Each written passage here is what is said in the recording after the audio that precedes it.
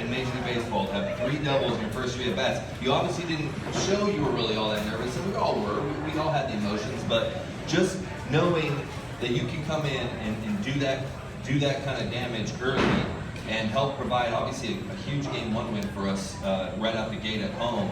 But what was your feeling, your first World Series, being able to stand in the box, the calming the nerves, like just what were your emotions during that whole time? Well, anybody, I mean, who's been in that situation knows no matter how mentally strong you are, how mentally tough you are, you get nervous. You get nervous and you get butterflies, and that's what you want. Once you're not getting nervous, and that's your whole life. That was the moment that I told myself when I was in the backyard that I'm getting up in a World Series game and I'm going to win when I was 10 years old. So knowing that I can go in there and help and try to provide a spark. I remember my first hit, one of my buddies, Jack, told me, hey, Cliff Lee's going to throw you an 0-0 cutter on the outside corner. Be ready for it. First pitch, 0-0 cutter outside corner, broken bat, double. I'm like, thank you, Lord. Thank you for the ball in. It wasn't a very good hit, but I got on base, and I think that kind of set the tone that, okay, I'm here, let's do this. And like I tell my little guys, I coach my little league team, saying, you know, you always got to have confidence in this game because it's built on failure. So you're going to have a lot of failure, but if you keep that confidence, and that's what I try to do, just stay confident. I mean, Cliff Lee, I mean, he was really, really good at that time. I mean, he was, as dominant of a pitcher out there. To be able to hit it off him in that big of a situation, that kind of momentum, what was your thought process at the plate? Like, what were you thinking to be able to be confident of? I mean, his stuff was so good, and you hit that ball so well. Did you know what's going on? What was the whole feeling right there in that moment for you, at this point in your career? Wow. When I said I see running in second and third, the first come to my mind was going to walk me. But when you throw the first pitch, you know when you want to walk somebody, you can throw the ball get away pitch. No, he tried to make the pitch, so he missed the spot. When they do that, I say, I know he's going to pitch to me, so I'm focused to look for his pitch going to the cutter. And that moment, he told me at 3 p.m. He said around 3 we go to the field. He said, "Hey kid, I'm gonna hit a homer today." And then we go to you guys know that we go to before we go to game we hitting batting soft dust. We were hitting. I said, "Remember, I'm gonna hit a homer." Right? He called it twice before that. That's impressive. I think. It's tough, was tough. So I just looking for one pitch. It was covered inside, and I like to throw that pitch, because if I was thinking more, if you think you can do nothing because you might want to be over the place. You have to be in focus. You have to be in focus and looking for one pitch. That's it. You knew it pretty early. You knew it pretty early. At 3 p.m. Think about it, right? One more hour, we're gonna be champions. You gotta be ready to catch anything too, Like, it was a great moment. It was special, and then when they're out, we're champions, we start jumping.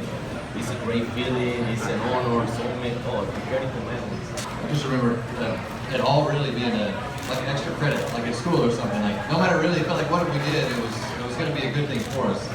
So that was kind of how I took the whole mentality of that last month. Is no matter really the outcome is.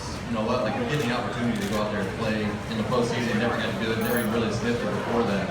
So like when my game came around against Texas, it was just all right. Timmy goes out and just dominates the night before, shows up and does good, and that was the way we did everything. That's the way he and I kind of fed off each other. So I was like, all right, I'm gonna try to do the same thing. I know these guys can rake. I know they're going out there trying to launch, but luckily we're in our ballpark, so good luck with it. Hit it as high as you want because it's going to come down. And, I just tried to keep it as simple as I could. I faced a lot of good veteran players, like Edgar and Freddie in my career, so I knew kind of how to try to manage some situations. So I think I tried to do a good job of keeping the fast guys off and then not having to worry as much when the big guys came up the bat, because even if they did pop a homer, it was going to be a solo guy, because I was thinking about keeping the fast guys off the base and trying to keep it as simple as possible and really just ride the momentum. I I think that was probably the coolest parade because we got to go a little bit more on mission and just hearing, you know, five, 6 stories of people just packed out the window. It was so loud. That first section, you know, down mission was just, or around Market was just crazy, you know, and to be able just to hear the passion from the fans that you guys have been waiting for, you know, for 56 years, just to be able to have that moment and be able to enjoy it with us, and to sit there and look back at it to think that the Giants tried to find ways, and it ended up carrying over into years after that. They were putting pieces together throughout the years, because we were in such a rebuild mode when I first came here. To see those pieces be able to be put into play, and the guys that they thought were going to be able to be a championship team, to have them slowly being put together through 7, through 8, through 9, 10, 11, and to see that carry over, it meant a lot to be able to be one of the first guys and have a hand in that, and to see the history that the team had had and the city had gone through, and it was fun to be a part of it. Who was the toughest pitcher to face? And for the two gentlemen, who was the toughest batter to face against the Braves, Phillies, or Rangers? For each of you, who was the toughest person to face? For me, I'll take it a step further. I think the toughest series we had and the toughest atmosphere was definitely in Philly. It was just a dogfight, but the toughest pitcher by far for me was Kimbrel.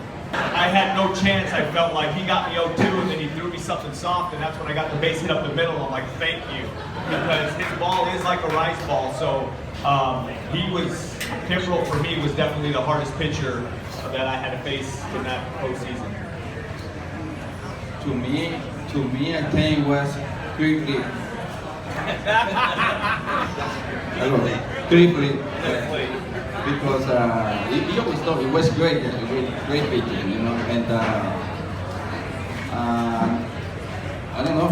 Night before I'm gonna pitch, I make sure make 3 hits because I'm going to face this guy and I know I'm going to go for 4 that day. So I have to make sure I got like 2 or 3 hits the night before. But clearly it was the tough guy. Rest in peace, Ray Holiday. I think he was an incredible pitcher. I know Cody hit 2 homers against him, but that was a pitcher that, in my opinion, he was incredible. You know, he was a great pitcher.